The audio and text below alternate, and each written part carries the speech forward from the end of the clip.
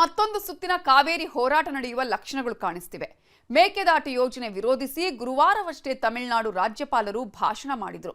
ಮರುದಿನವೇ ಮೇಕೆದಾಟು ಯೋಜನೆ ವಿರುದ್ಧ ತಮಿಳುನಾಡು ವಿಧಾನಸಭೆ ನಿರ್ಣಯ ಅಂಗೀಕರಿಸಿದೆ. ಸಿಎಂ ಡಿಕೆ ಶಿವಕುಮಾರ್ ಪಾಲಿನ ಪ್ರತಿಷ್ಠೆಯ ಮೇಕೆದಾಟು ಯೋಜನೆಗೆ ದಳಪತಿ ಅಡ್ಡಗಾಲು ಹಾಕಿದ್ದಾರೆ. ಕಾಂಗ್ರೆಸ್ ಸರ್ಕಾರದ ಯೋಜನೆಗೆ ತಮಿಳುನಾಡಲ್ಲಿ ಕಾಂಗ್ರೆಸ್ ಎಂಎಲ್ಎಗಳೇ ವಿರೋಧ ವ್ಯಕ್ತಪಡಿಸಿದ್ದಾರೆ.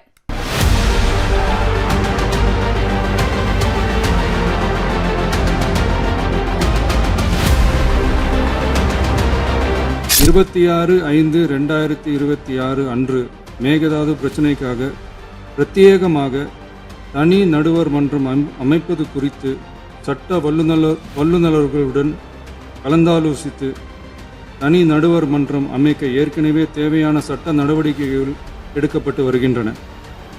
எனவே எதிர்க்கட்சி தலைவரால் அளிக்கப்பட்ட கருத்தினை 4வது பத்திக்கு அடுத்து கூடுதலாக சேர்க்கலாம் என மாண்புமிகு பேரவைத் தலைவர் அவர்களை கேட்டுக்கொள்கிறேன். காவேரி கிச்சு ಶುರು, குஸ்திಗೆ ಬಂದ್ರು தளபதி.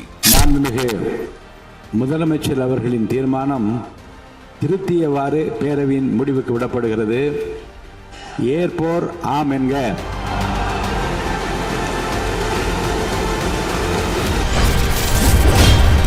ಒಂದಾದ್ರೂ ವಿಜಯ್ ಸ್ಟಾಲಿನ್ ತಮಿಳರ ಆಟ ನಡೆಯಲ್ಲ ಎಂದ ಡಿಕೆ.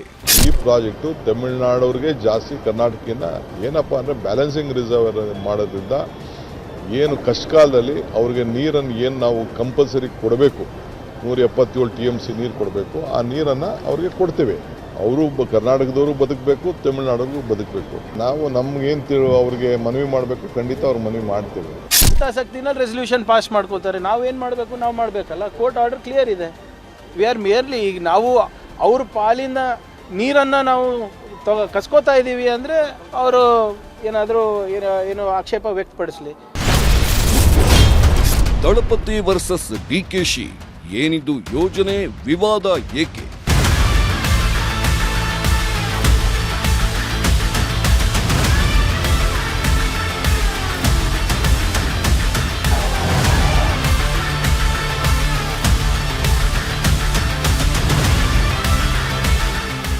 ಮತ್ತೆ ಕಾವೇರಿ ಕಿಚ್ಚು ಹತ್ತಿದೆ.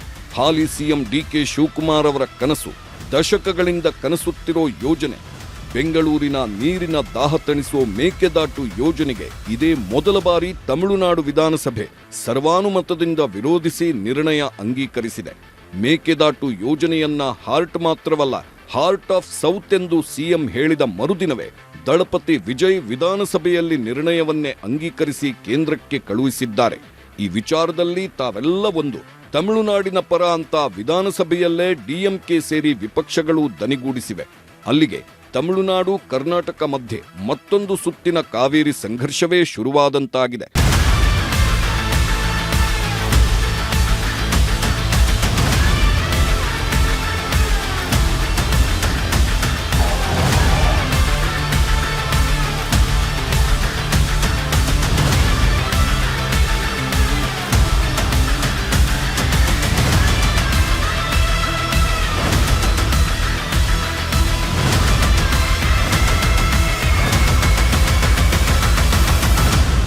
ಎಸ್, ಕಾವೇರಿ ನದಿ ನೀರಿನ ಹಂಚಿಕೆ ಮತ್ತು ಮೇಕೆದಾಟು ಜಲಾಶಯ ನಿರ್ಮಾಣದ ವಿಚಾರದಲ್ಲಿ ಕರ್ನಾಟಕ ಮತ್ತು ತಮಿಳುನಾಡು ನಡುವಿನ ಕಾನೂನು ಮತ್ತು ರಾಜಕೀಯ ಸಂಘರ್ಷ ಮತ್ತೆ ಬಿಗುವಿನ ರೂಪ ಪಡೆದುಕೊಳ್ಳುವ ಲಕ್ಷಣ ಕಾಣಿಸಿದೆ. ಇತ್ತೀಚೆಗಷ್ಟೇ ಸುಪ್ರೀಂ ಕೋರ್ಟ್ ತಮಿಳುನಾಡು ಸರ್ಕಾರದ ಮರುಪರಿಶೀಲನಾ ಅರ್ಜಿಯನ್ನ ವಜಾಗೊಳಿಸಿ ಕರ್ನಾಟಕಕ್ಕೆ ನಿರಾಳತೆ ನೀಡಿತ್ತು.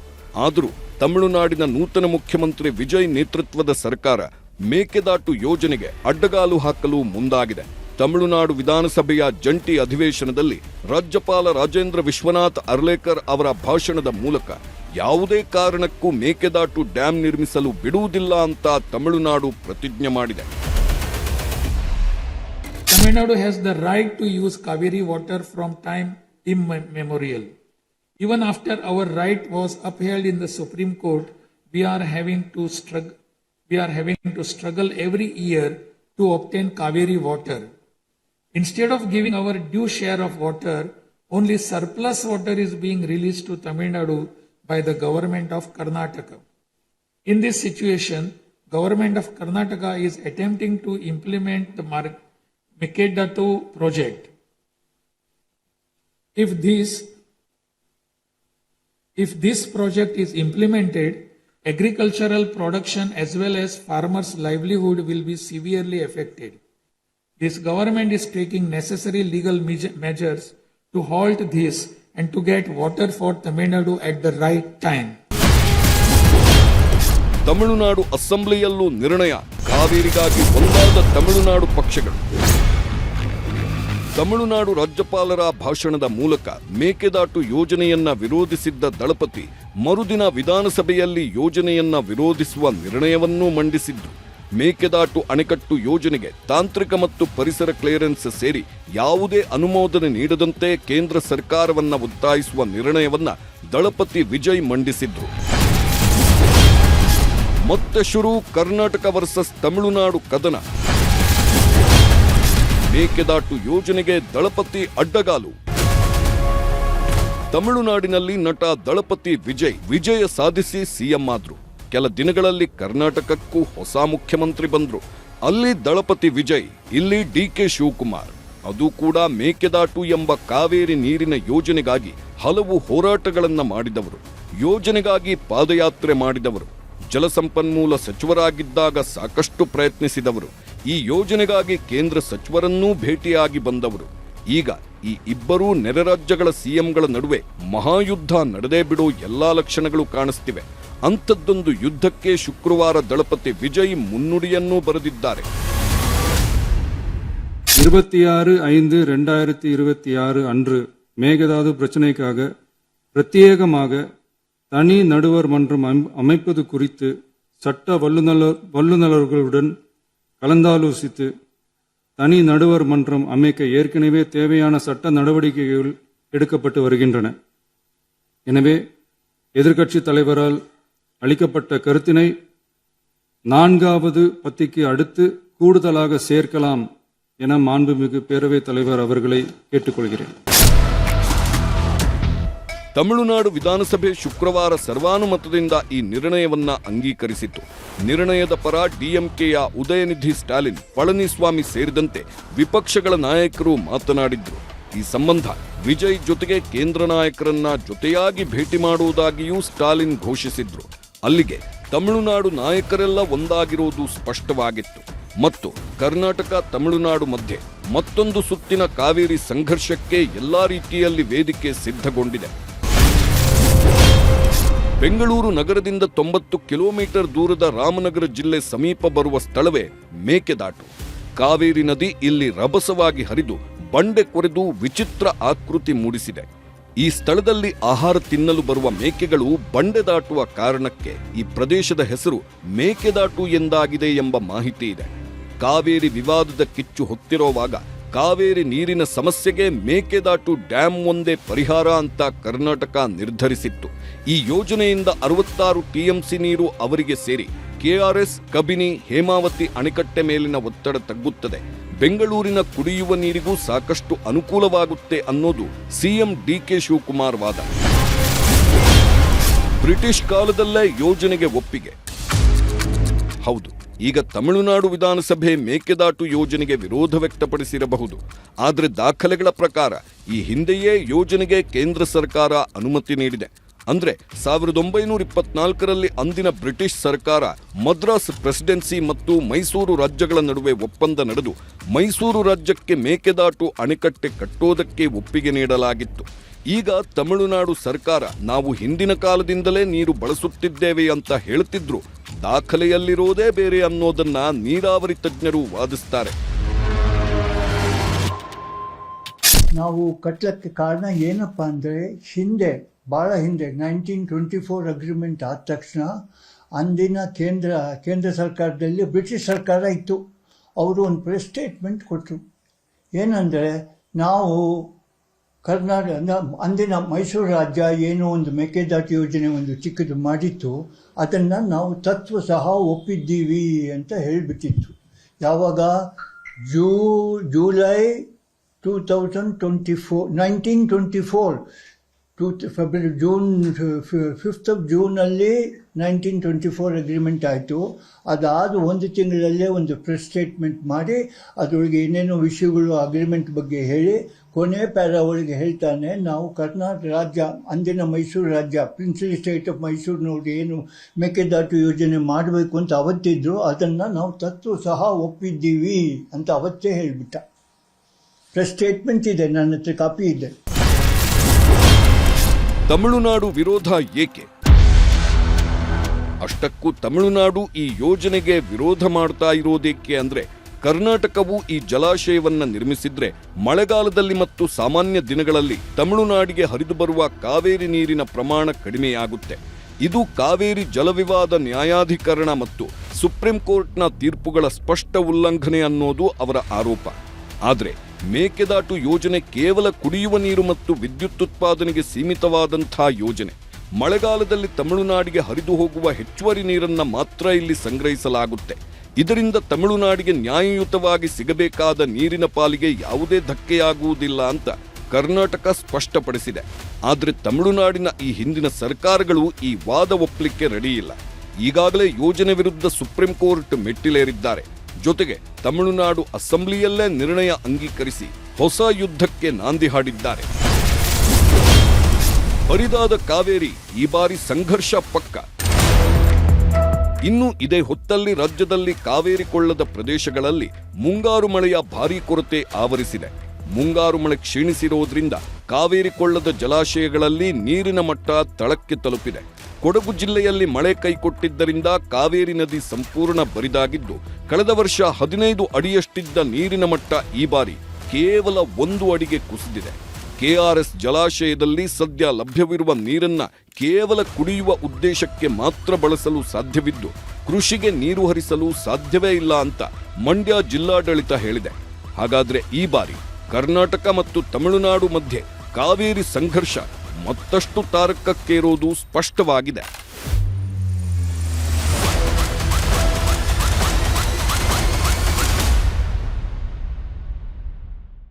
ಮೇಕೆದಾಟು ಯೋಜನೆಗೆ ತಮಿಳುನಾಡು ಸರ್ಕಾರದ ಖ್ಯಾತಿಗೆ ಅರ್ಥವೇ ಇಲ್ಲ. ನೀರಾವರಿ ತಜ್ಞರ ಸ್ಫೋಟಕ ಮಾಹಿತಿಯನ್ನ ನಿಮ್ಮ ಮುಂದೆ ಇಡ್ತೀವಿ ಒಂದು ಬ್ರೇಕ್ನ ನಂತರ.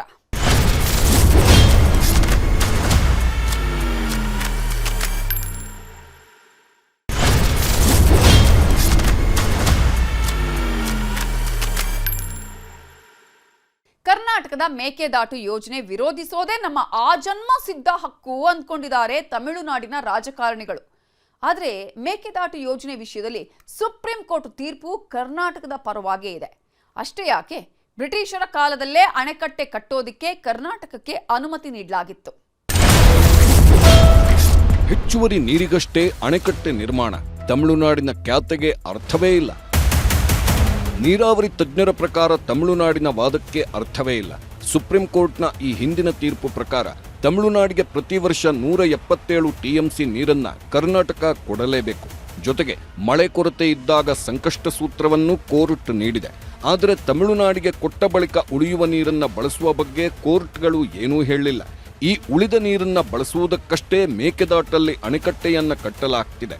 ಅಂದ್ರೆ ತಮಿಳುನಾಡಿಗೆ ಕೊಡಬೇಕಾದ ನೀರಿನ ವಿಚಾರದಲ್ಲಿ ಕರ್ನಾಟಕದಿಂದ ಯಾವುದೇ ತಕರಾರು ಇಲ್ಲ. ಈ ಅಣೆಕಟ್ಟೆ ಕಟ್ಟಿದ ಬಳಿಕವೂ ಕೋರ್ಟ್ ಸೂಚನೆಯಂತೆ ತಮಿಳುನಾಡಿಗೆ 177 ಟಿಎಂಸಿ ನೀರನ್ನ ಕರ್ನಾಟಕ ಕೊಡುತ್ತೆ. ಮತ್ತೊಂದು ವಿಶೇಷವೆಂದ್ರೆ, ಕಾವೇರಿ ಪ್ರಕರಣದ ವಿಚಾರಣೆ ವೇಳೆ ತಮಿಳುನಾಡಿನ ವಕೀಲರೇ ನೀವು ಬೇಕಾದ್ರೆ ಮೇಕೆದಾಟು ಅಣೆಕಟ್ಟು ಕಟ್ಟಿಕೊಳ್ಳಿ ಅಂತಲೂ ಹೇಳಿದ್ರಂತೆ. ಬಿಳಿಗುಂಡ್ಲು ಅಲ್ಲಿ ನೀರು ಸರ್ಪ್ಲಸ್ ಬರಬೇಕಾದ್ರೆ ತಮಿಳುನಾಡು ಪಾತ್ರ ಏನೂ ಇಲ್ಲ, ನಮ್ಮದೇ ಪಾತ್ರ. ನಮ್ಮಲ್ಲಿ ಜಾಸ್ತಿ ಮಳೆ ಬಂದರೆ ಅಲ್ಲಿ ಸರ್ಪ್ಲಸ್ ಬರುತ್ತೆ. ಸೊ ನಾವೇನು ಮಾಡಿದ್ವಿ, ನಮಗೇನಿದೆ ಜವಾಬ್ದಾರಿ, ಅವರಿಗೆ 177.25 TMC ಬಿಳಿಗುಂಡ್ಲಲ್ಲಿ ನೀರು ಬಿಡಬೇಕು. ತಿಂಗಳ ಇಷ್ಟಿಷ್ಟು ಬಿಡು ಅಂತ ಹೇಳಿದರು. ಆ ತಿಂಗಳ ಇಷ್ಟಿಷ್ಟನ್ನು ಬಿಡೋದು ಜವಾಬ್ದಾರಿ ನಮ್ಮದು. ಅದನ್ನು ಬಿಟ್ಟು ಬೇರೆ ಇನ್ನೇನು ಜವಾಬ್ದಾರಿ ಇಲ್ಲ. ನೀವೇನು ಸರ್ಪ್ಲಸ್ ಏನು ಮಾಡ್ಕೊಳ್ಳಿ, ಹಿಡ್ಕೊಳ್ಳಿ, ಬಿಡ್ಕೊಳ್ಳಿ, ಏನೂ ಹೇಳಿಲ್ಲ. ಹಾಗಿದ್ದಾಗ ನಮ್ಮ ಅನಿಸಿಕೆ ಏನು, ನಾವೇನು ಯೋಚನೆ ಮಾಡಿದ್ವಿ, ಅವ್ರಿಗೆ ಕೊಡೋ ನೀರನ್ನ ನಾವು ಹಿಡಿಯೋದು ಬೇಡ, ಬಿಟ್ಬಿಡೋಣ. ತಿಂಗಳ ಏನು ಬಿಡಬೇಕು ಅದನ್ನು ಬಿಟ್ಬಿಡೋಣ.